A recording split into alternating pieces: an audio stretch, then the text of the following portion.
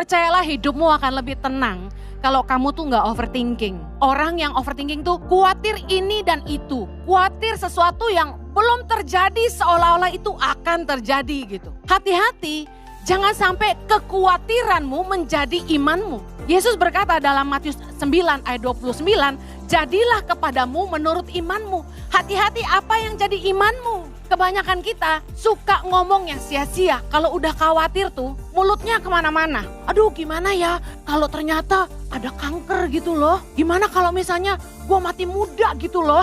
Gimana kalau misalnya laki gue selingkuh gitu loh. Jadi kayak yang belum terjadi bahkan belum tentu terjadi. Udah dikhawatirin. Tahukah Anda bahwa yang bisa mengalahkan iman kita adalah asumsi kita yang salah. Orang belum tentu begitu tapi kita udah mikirnya gitu. Mari iman tuh yang baik. Keadaan gak baik pun perkataan kita harus baik. Karena ucapan adalah doa.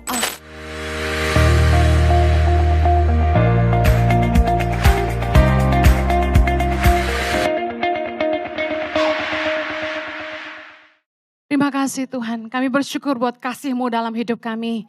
Kami mau bilang bahwa kami hidup cuma buat Tuhan. Hidup ini milik Tuhan dan kami percaya bahwa Tuhan yang akan memelihara kami. Menolong kami. Kami percaya bahwa di dalam tangan Tuhan kami aman. Bapak sebentar firman-Mu diberitakan. Berdoa supaya ada damai sejahtera yang memerintah dalam batin kami. Biarlah kami boleh menerima pewahyuan-Mu. Ada hikmat Tuhan dalam setiap kata-kata, dalam setiap ayat yang kami dengar dan kami baca. Tolong hamba-Mu Tuhan, karena sungguh tanpa Engkau hamba tidak mampu menyerahkan setiap menit-menit ke depan ke dalam pimpinan Roh Kudus. Biarkan selalu Kristus yang dipermuliakan dalam hidup kami. Umat yang siap mendengar dan melakukan firman Tuhan sama-sama kita katakan. Amen. Silakan duduk kembali. Puji nama Tuhan, senang sekali saya bisa kembali melayani. Are you excited? Yes.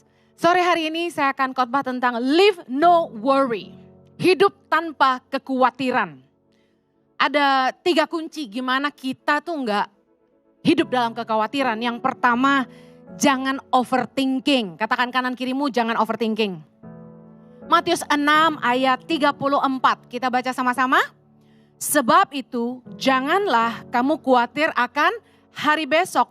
Karena hari besok mempunyai kesusahannya sendiri. Kesusahan sehari cukuplah untuk sehari. Percayalah hidupmu akan lebih tenang kalau kamu tuh gak overthinking. Apa sih overthinking? Orang yang overthinking tuh khawatir ini dan itu. Khawatir sesuatu yang belum terjadi seolah-olah itu akan terjadi gitu. Hati-hati. Jangan sampai kekhawatiranmu menjadi imanmu. Yesus berkata dalam Matius 9 ayat 29, jadilah kepadamu menurut imanmu. Hati-hati apa yang jadi imanmu. Kebanyakan kita suka ngomong yang sia-sia. Kalau udah khawatir tuh mulutnya kemana-mana. Aduh gimana ya kalau ternyata ada kanker gitu loh. Gimana kalau misalnya gue mati muda gitu loh. Gimana kalau misalnya laki gue selingkuh gitu loh. Jadi kayak yang belum terjadi bahkan belum tentu terjadi. Udah dikhawatirin. Ada orang-orang yang dikit-dikit khawatir. Kemarin saya baru ketemu sama satu orang yang kasih tahu saya. Bu ini saya takut setan kata dia. Takut setan gak apa-apa asal kita jangan jadi setan. Ya. Khawatir ini itu belum terjadi. Nah orang yang overthinking ini. Saya yakin hidupnya nggak akan pernah happy. Karena dia selalu akan worry, khawatir. Tahukah Anda bahwa yang bisa mengalahkan iman kita adalah asumsi kita yang salah. Orang belum tentu begitu, tapi kita udah mikirnya gitu. Mari iman tuh yang baik. Keadaan nggak baik pun perkataan kita harus baik. Karena ucapan adalah doa, amin. Waktu anak saya masih kecil, Zoe itu kembar kedua. Zoe itu dari kecil kasihan banget, selalu dapat neni yang ceroboh gitu. Dia jatuh, itu kepalanya pernah terbanting kena ranjang besi, terus jatuh lagi ke lantai 2 kali gejeduk gitu. Terus waktu saya ingat dia bolak-balik kejeduk. Nah setiap kali anak saya kejeduk, saya selalu tumpang tangan dan bilang gini, dalam nama Yesus, pasti trombopop dulu lah ya. Trombopop dalam nama Yesus. Tidak akan ada penyakit di masa yang akan datang. Tidak ada pendarahan otak. Anak ini akan tumbuh cerdas, anak ini akan pintar. Tidak akan ada penyakit yang mengikutinya. Saya doain terus tiap kali. Nah, anak saya sehat dan puji Tuhan bertumbuh cerdas. Jadi anak yang kreatif. Gak pernah sakit-sakit kepala. Karena khawatir kan kalau kepala sering terjeduk biasanya gitu ya. Efeknya suka sakit kepala gitu. Nah kemudian anak-anak saya kalau dari kecil itu jujur saya bersyukur sama Tuhan. Jarang ketemu dokter. Jarang makan obat yang aneh-aneh. Kenapa? Karena saya gak overthinking. Saya perhatikan, saya punya orang deket yang anaknya batuk dikit. Wah, dokter nih gitu. Muntah-muntah, wah masalah lambung nih. Dibawa ke dokter ahli lambung, ke dokter ahli pencernaan. Padahal anak saya, dari mulai ASI muntah-muntah bos. Disuapin nasi juga muntah-muntah. Namanya reflux gitu. Chloe apalagi pernah ngalamin yang namanya sembelit. Ya, konstipasi. Saya tenang aja gitu. Saya bawa ke dokter, dokter kasih obat, kita treatment. Pernah obatnya nggak bekerja. Saya pakai tangan bantuin dia buang air besar. Kemudian saya coba cari info dari teman-teman yang mungkin anaknya juga mengalami konstipasi. Bisa kasih minum apa ya gitu. Nah saya coba kasih obat, waktu itu saya lupa udah lama banget. Saya kasih minum obat sirup itu dan sejak saat itu nggak pernah sembelit lagi. Chloe sembuh total. Sometimes orang tuh terlalu overthinking, jangan-jangan anaknya sakit apa. Sering dibawa ke spesialis, sering dibawa ke dokter seolah-olah nih anak sakit parah gitu. Orang yang dekat sama saya itu, saya kesian anaknya kenyang minum obat. Kenyang ke dokter. Kenapa? Too much worry. Hati-hati loh. Kita tuh gak perlu too much worry. Kalau penyakitnya serius banget, misalnya batuk 100 hari gak sembuh, nah itu gawat. Kita harus periksa lagi yang serius. Tapi baru kejeduk aja udah yang, anak saya nanti pendarahan gitu. Overthinking. Hidup ini akan jadi lebih tenang kalau kita gak too much worry tentang hari besok. Ada masalah apa hari ini, hadapi dan selesaikan hari ini. Gak usah mikir jauh-jauh gitu. Besok gimana Bu Heni? Saya mau kasih tahu. Gak ada satu orang pun yang punya kuasa menentukan hari besok. Kecuali Tuhan.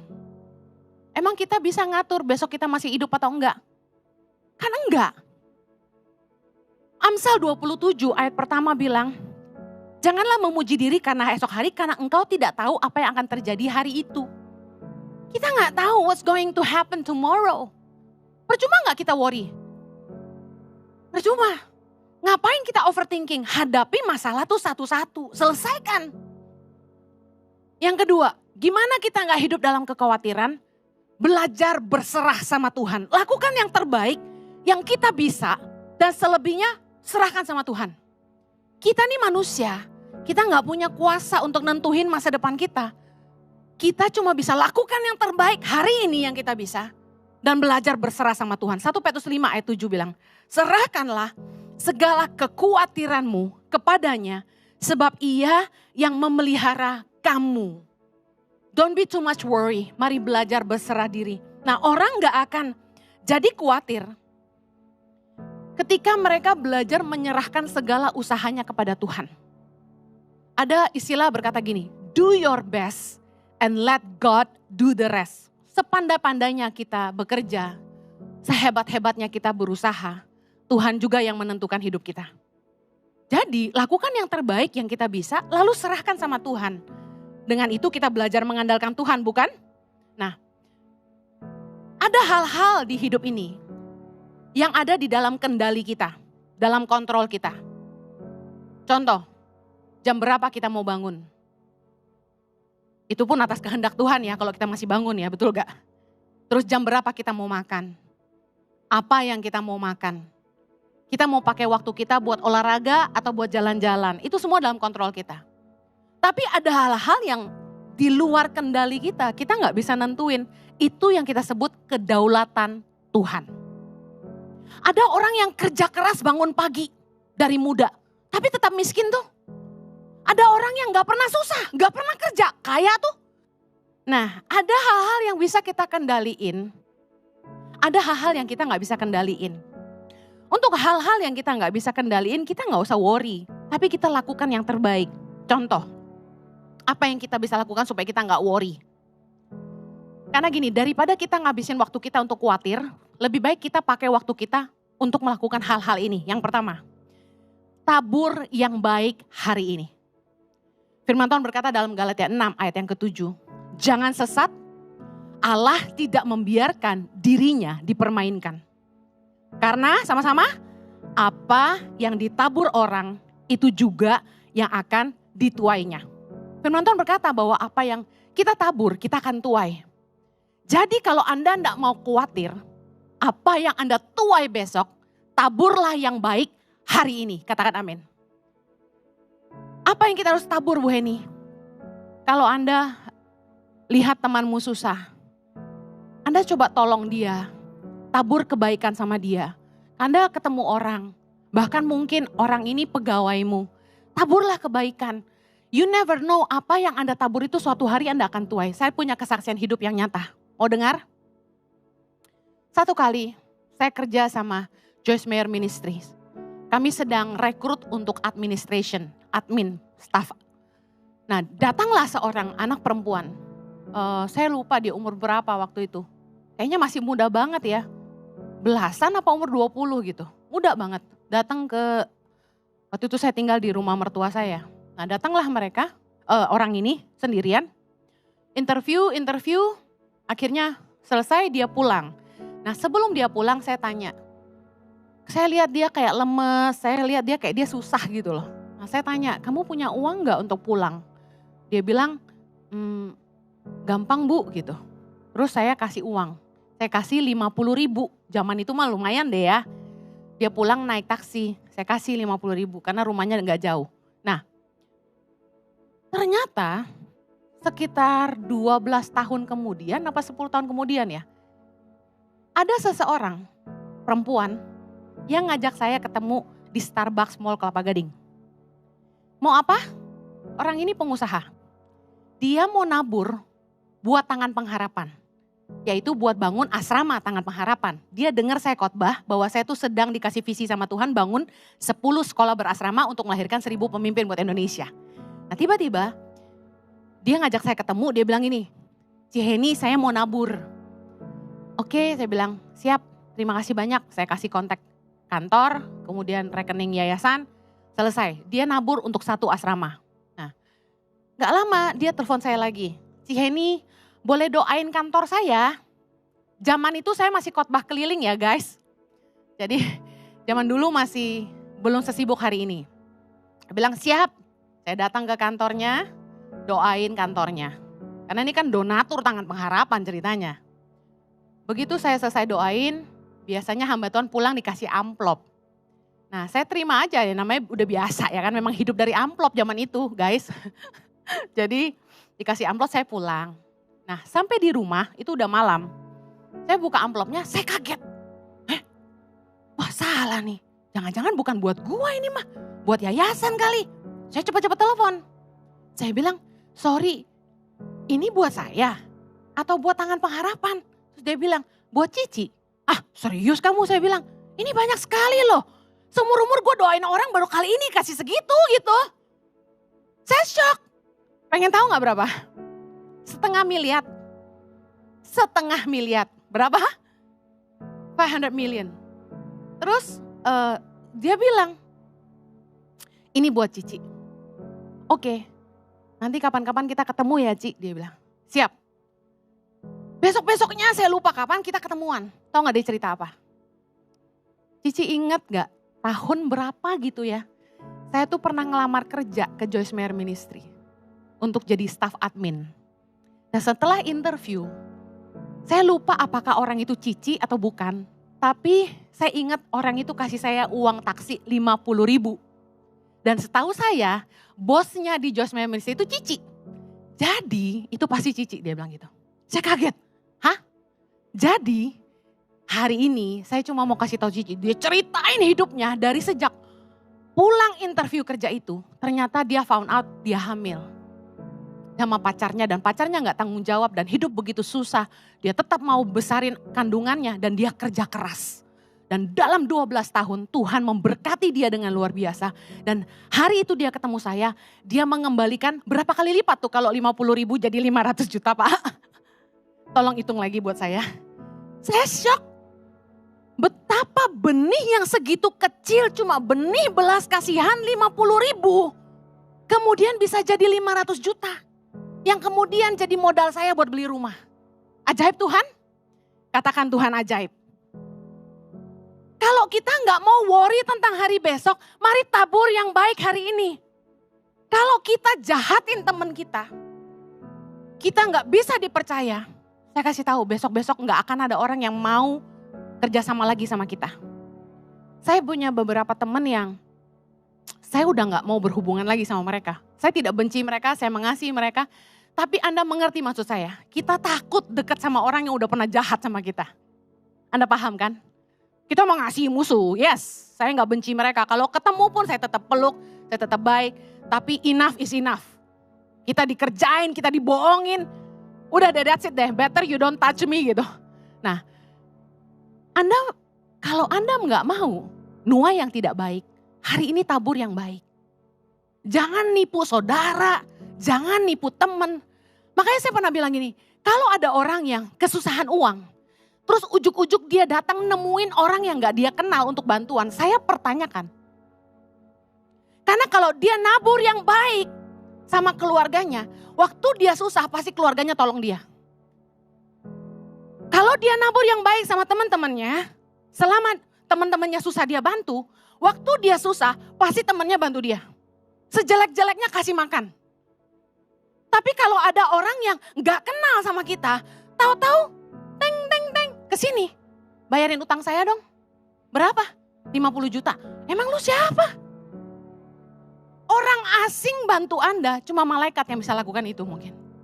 Tuhan pakai malaikat kirim ketemu kita, bantu kita terus pergi gitu. Mari cek, apakah hidupmu menabur yang baik gak?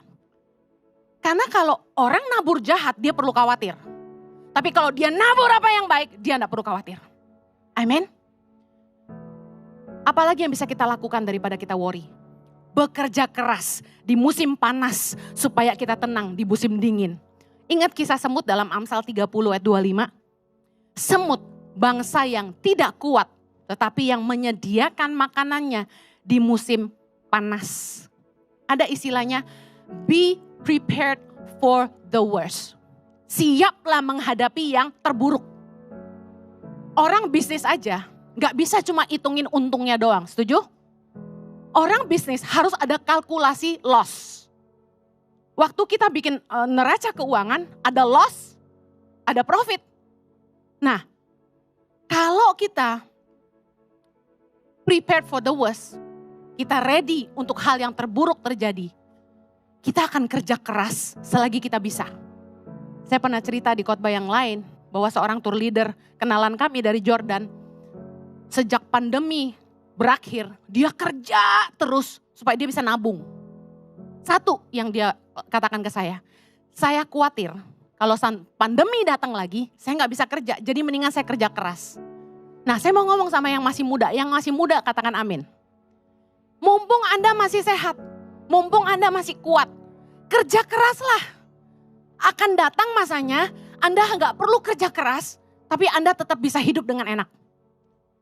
Nah, anak muda suka kebalik. Santailah bos, YOLO, you only live once. Happy bro. Ngapain? Begadang tiap malam sampai pagi. Terus ngapain? Minum, mabok, judi, main-main doang bu. Kita gak judi bu, kita gak ke kasino, kita doang yang main. Terserah lu lah, ya. Terus ngerokok, depas debus. Waduh, satu hari berapa kotak. Yang kecil kok bu, rokoknya yang kecil. Yang zaman sekarang ini loh, apa tuh namanya? Vape, bukan vape. IQOS, ya kan? Nah, udah. Enjoy life lah bu. Wah ini kayak gak pernah muda aja, kan gitu kan? Hati-hati, satu hari kamu tua. Kamu mau nuai Sakit liver? Kamu mau nuai sakit kanker paru-paru? Tolak dalam nama Yesus.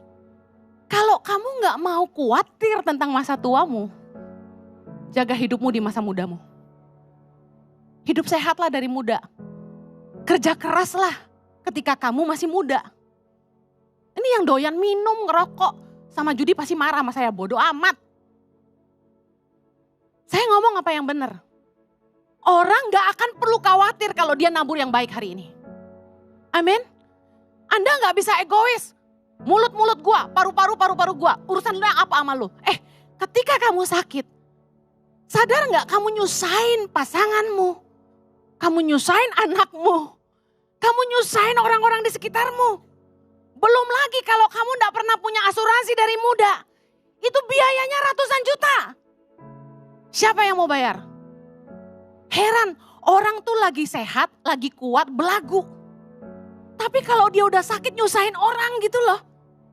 Mumpung Anda masih muda, jaga kesehatanmu. Karena firman Tuhan berkata, apa yang ditabur orang itu yang dituainya. Semut, itu dia bangsa yang lemah, not powerful. Tapi dia kerja keras di musim panas. Supaya dia gak usah khawatir menghadapi musim dingin. Di hidup kita juga sama, gak selalu summer bos. Ada winter time. Gak selalu happy. Ada karena datang masa-masa sulit, masa-masa kelam. I think khotbah ini akan jadi lebih dimengerti karena kita baru lewatin pandemi. Amsal 31 ayat 25 dikatakan gini tentang wanita yang cakap. Pakaiannya adalah kekuatan dan kemuliaan. Ia tertawa tentang hari depan. Berapa banyak wanita-wanita cakap di sini yang tidak khawatir tentang hari depan? Angkat tangan. Katakan, I live no worry. Wanita yang cakap, dia tertawa tentang hari depan. Karena apa? She is prepared. Dia ready. Amen. Pertanyaan saya, kalau pandemi sampai terjadi lagi, Anda siap gak? Are you prepared for the worst? Anda siap gak menghadapi musim dingin dalam hidupmu? Siap gak menghadapi masa-masa di mana apa yang kamu lakukan hari ini mungkin gak bisa jalan lagi? Kalau Anda gak mau hidup dalam kekhawatiran, be prepared. Siap-siaplah. Jangan boros-boros lagi. Jangan beli yang gak perlu. Firman Tuhan berkata, orang yang mengejar barang yang sia-sia akan berkekurangan. Kadang-kadang nafsu kita kegedean, kemampuan yang kurang. Mari kerja keras, jangan ikut gaya hidup orang lain. Saya ngomong ini sama perempuan terutama. Laki-laki beda cerita, habis ini laki-laki, sekarang perempuan dulu. Ya, siap-siap ya. Saya ini orang yang gak branded minded. Saya gak ngikutin tren. I set the trend. Dari dulu, saya gak pernah ikut-ikutan. Orang lagi musim apa, rame pakai itu gitu. Wah lagi musim coloring hair, semua cat rambut. Pernah satu musim itu biru, hijau, merah. 3 warna satu kepala, ingat? Saya gak ikutan. Banyak yang ngerayu saya, udah cat aja rambutnya. Keren nih kalau dicat nih digitu-gituin saya. Saya gak pernah ikut-ikutan orang. Saya gak pernah iri orang punya tas mahal. Saya gak pernah ngiri ipar saya pakai, dia punya Chanel yang original. Dia punya Louis Vuitton, Prada, tas dia satu lemari gak ada yang palsu. Saya gak pernah ngiri, I don't care. Hidup kita, tanggung jawab kita. Kalau memang orang punya lebih, biarlah mereka nikmati. Kalau kita gak punya lebih, ngapain kita ikut-ikutan orang? Nyusahin diri sendiri. Kalau kita beli nyicil, emang nyicil gak bayar? Siapa di sini yang ngerti cicilan berat juga bos? Berapa di sini yang setiap bulan cicilannya 10 item? Gak apa-apa beli kursi pijit cicil 1 juta sebulan. Gak apa-apa beli ranjang king koil cicil 5 juta sebulan. Berasa tuh. Beli kulkas, beli apa. Nyicil. Sekali bayar tiap bulan kita mau pingsan. Kalau kita mau be prepared for the worst. Mau siap, gak usah khawatir tentang hari depan. Jangan banyak utang. Saya hutangnya besar, hutangnya rumah. Tapi in case sampai saya nggak mampu bayar tuh cicilan rumah, saya jual aja. Saya tinggal ngontrak atau beli yang kecilan. Jangan ngabisin uang tiap bulan buat bayar kartu kredit karena kegedean gengsi.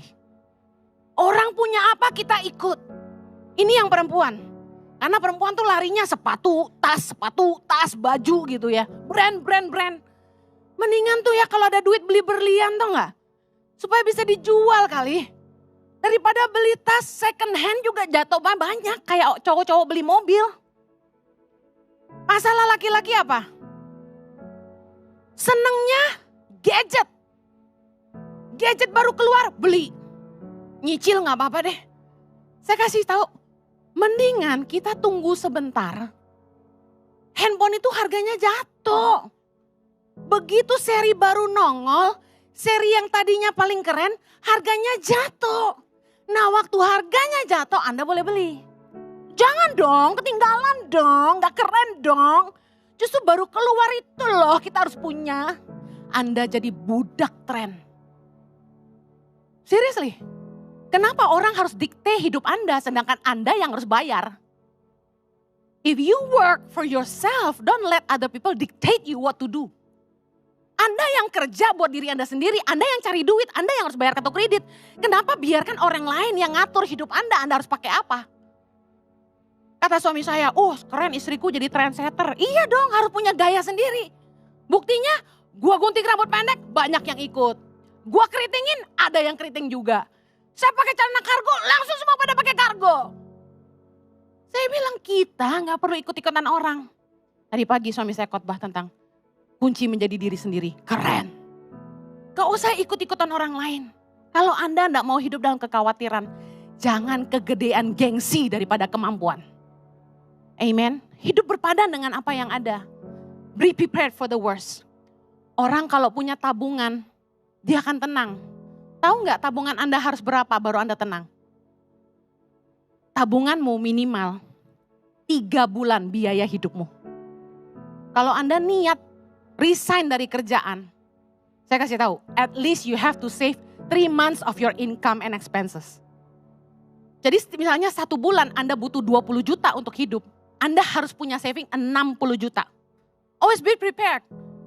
Kalau sampai Anda mau lebih safety lagi, punya 6 bulan cadangan uang. Kalau Anda mau lebih safe lagi, punya setahun cadangan uang. Anda punya gak hari ini? Yang punya angkat tangan. Oh Bu Heni, duit saya mah ngapain gua takut? Ajaib. You live under abundance of grace. Engkau hidup dalam kelimpahan. Amen. Saudara tahu ciri-ciri orang yang khawatir hari besok? Itu mereka biasanya pelit. Kok apa hubungannya pelit sama khawatir? Soalnya dia mikir gini, kalau gua kasih hari ini, besok gua kurang. Saya gak munafik. Waktu kebutuhan lagi banyak dan pengeluaran lagi banyak, nabur tuh terasa berat. Karena duit kita tinggal dikit, betul?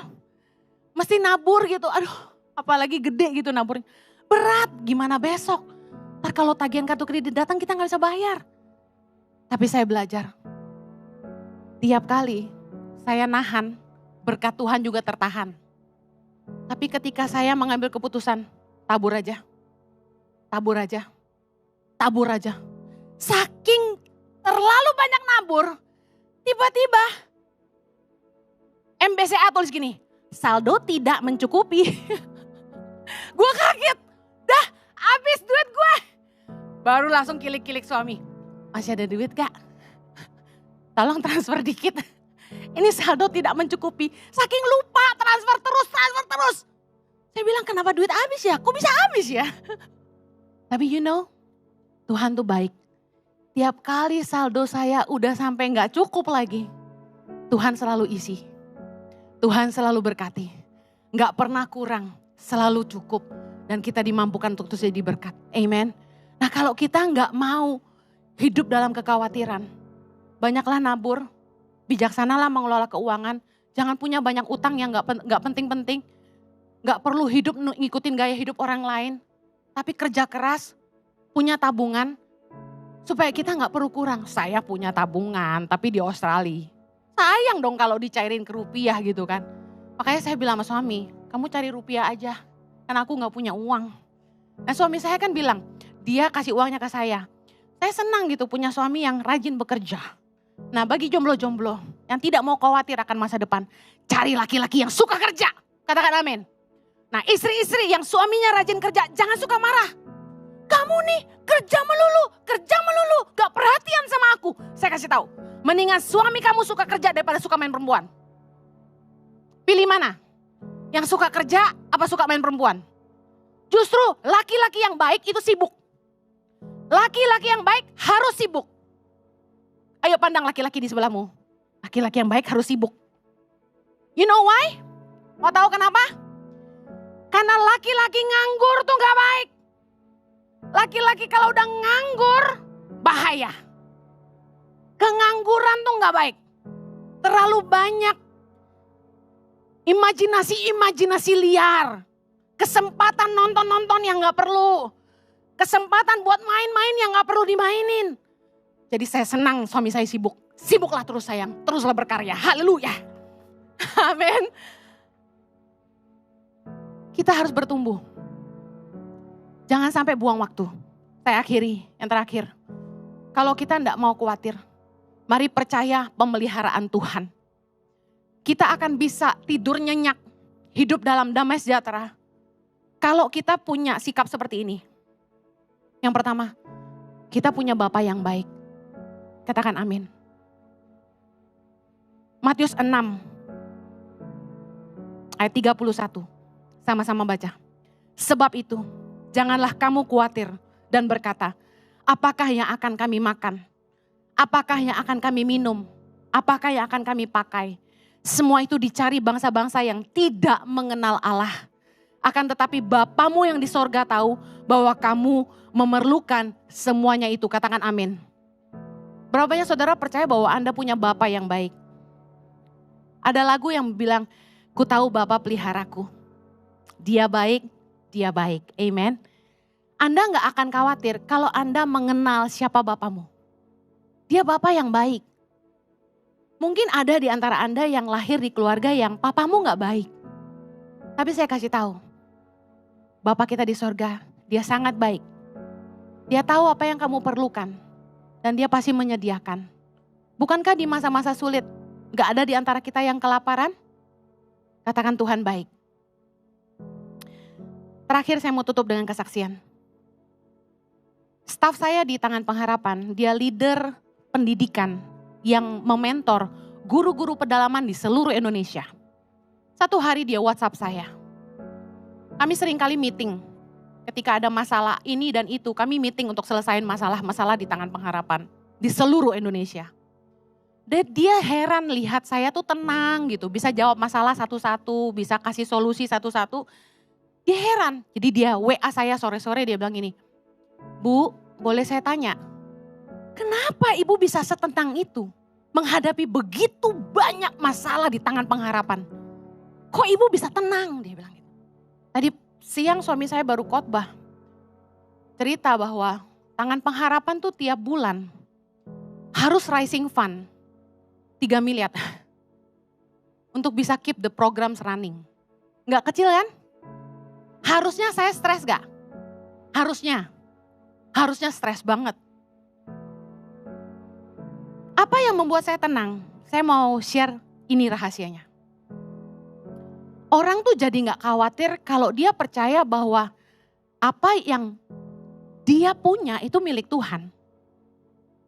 Apa yang kita punya? Saya mau tanya. Hidup kita ini milik Tuhan. Usaha kita itu punya Tuhan. Kita ini cuma pengelola. Makanya kalau kita punya pemahaman ini, kita gak akan jadi orang yang serakah. Karena kita tahu kita harus jadi pengelola yang baik. Roma 11 ayat 36 berkata, sebab segala sesuatu adalah dari Dia, dan oleh Dia, dan kepada Dia. Bagi Dialah kemuliaan sampai selama-lamanya. Mari serahkan kepemilikan atas hidupmu dan usahamu kepada Tuhan. Saya percaya kalau kita belajar menyerahkan semua yang kita punya, bahkan hidup kita sama Tuhan. Kita mau bilang sama Tuhan, I am yours and all I have is yours. Kita percaya bahwa Tuhan yang pasti akan pelihara kita. Kalau Tuhan yang utus, dia pasti urus. Amen. Saya mau akhiri dengan cerita ini. One day, uang di yayasan tuh tinggal 12 juta. Mungkin yang baru ngerti keuangan yayasan hari ini akan terngangah karena gak pernah saldo kita segitu. Saya stres banget karena zaman itu kita udah ngasih makan sekitar 1.500 anak kalau gak salah ya. Dan kami kehilangan donatur besar. Donatur besar itu adalah tempat saya bekerja. Yang mengambil bagian sekitar 50 juta tiap bulan ditabur ke Tangan Pengharapan. Waktu mereka stop itu, saya stres banget. Saya bilang, Tuhan, ini mau gimana ya gitu. Saya harus kirim uang makan buat anak-anak di pedalaman dan uangnya kurang gitu. What should I do gitu. Di titik itu saya stres sekali, saya depresi sekali, saya gak bisa tidur 1 minggu. 1 week I didn't sleep. I cried, I was stressed, kepala pusing. Bayangin saya sombong sekali. Saya berpikir bahwa Tangan Pengharapan milik saya. Jadi saya stres. Tapi saya ingat hari itu yang saya lakukan adalah saya berlutut dan saya bilang gini sama Tuhan. Tuhan, Tangan Pengharapan ini bukan punya saya. Tangan Pengharapan ini punya Tuhan. Jadi saya percaya Tuhan yang urus. Tuhan yang akan cukupi semuanya. Buat saya, kalau Tuhan gak penuhi kebutuhan bulan itu, I'm done. Saya selesai Tuhan. Saya gak akan lanjutin apa yang Tangan Pengharapan kerjakan. Saya akan selesai di sini aja. Karena saya tahu Tangan Pengharapan itu gak mendatangkan pemasukan buat hidup kami pribadi kan. Saya kan gak hidup dari Tangan Pengharapan. Saya gak ada untung, gak ada rugi dari Tangan Pengharapan. Jadi ada gak ada Tangan Pengharapan buat saya, bukan urusan saya, itu urusan Tuhan. Jadi saya bilang sama Tuhan, kalau Tuhan gak sediakan bulan ini, you know Lord, what I will do? Saya bakal pulang ke Australia. I'm serious, I'm gonna go home. Saya akan pulang aja ke Sydney. The worst thing gue kerja buat menghidupi diri sendiri, udah don't care lah tentang mimpi buat Indonesia. Tapi apa yang terjadi? Sejak saya belajar menyerahkan Tangan Pengharapan dan hidup saya kepada Tuhan, saya melihat dengan mata kepala saya sendiri bagaimana Tuhan menyertai Tangan Pengharapan dari hari ke hari, bulan ke bulan, tahun ke tahun, dan Tangan Pengharapan gak pernah kurang. Dengan proyek dan program yang jauh lebih banyak hari ini, di mana kita nolong 6.800 anak-anak di 87 titik di seluruh Indonesia, dengan program guru pedalaman di mana kita harus bayar gaji-gaji guru lebih dari 200 orang di seluruh Indonesia. Ngasih makan anak-anak di pedalaman supaya mereka gak gizi buruk. Kasih pengobatan gratis di NTT, pemberdayaan masyarakat, kita nabur benih. Lalu kita lewat Peduli Sesama kasih modal tanpa bunga, bahkan kasih modal cuma-cuma buat masyarakat gak mampu. Bangunin rumah orang yang gak layak, bangunin MCK di daerah-daerah slum areas di Jakarta dan sekitarnya. Saya lihat bagaimana Tuhan menyertai dengan begitu luar biasa. Kita malah terus diberkati dan lebih diberkati. Saya gak pernah lihat Tuhan meninggalkan saya sehari pun. Ya, saya mau saksikan buat Anda. Kalau hidup Anda punya kebutuhan yang tidak sebesar Tangan Pengharapan. Gak ada kan di sini yang hidup tuh butuh 3 miliar tiap bulan, gak ada kan ya? Mudah-mudahan sih gak ada ya. Jadi kalau kebutuhanmu jauh lebih kecil dari itu, saya cuma mau bilang, Tuhan sanggup pelihara kamu. Do not worry. Serahkan hidupmu, serahkan semua yang kamu buat, lakukan yang terbaik dan izinkan Tuhan berkarya atas hidupmu.